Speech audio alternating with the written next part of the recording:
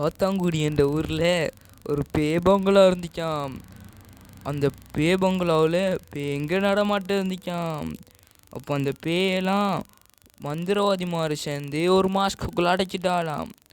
அந்த மாஸ்கை தேடி போகிறாக்களுக்கெல்லாம் அழிவு வருமெண்டு அந்த மாஸ்கை எப்பயோ மறைச்சி வச்சிட்டாலாம்.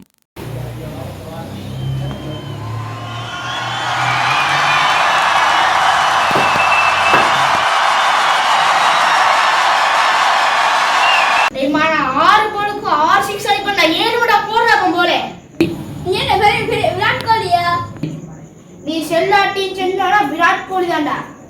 சரி நான் பால் போறானே ஆர்டர்